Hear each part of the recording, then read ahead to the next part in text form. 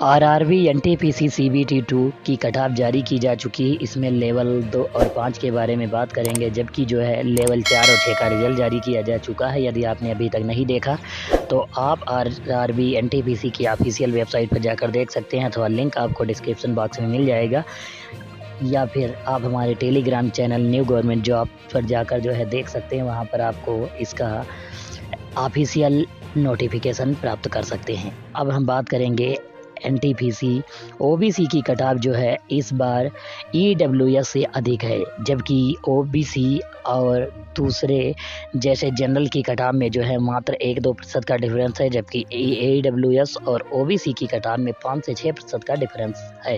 इसमें सफल उम्मीदवार जो है अगले चरण में कंप्यूटर बेस्ड टाइपिंग टेस्ट होगा। इसके लिए आपको जो है हिंदी या अंग्रेजी में से एक भाषा को चुनना होगा। यदि आप इसमें से कोई भाषा नहीं चूज करते हो तो आपका जो है अंग्रेजी मान लिया जाएगा और आप अंग्रेजी की टाइपिंग टेस्ट लिया जाएगा आपका होगा। यह जो है 12 अगस्त से टाइपिंग टेस्ट प्रारंभ होगा। आप इससे पहले 10 अगस्त को एडमिट कार्ड डाउनलोड कर पाएंगे। इसका लिंक आपको डिस्क्रिप्शन बॉक्स में दे दिया जाएगा। धन्यवाद। Subscribe and press the bell icon to get notification about new video.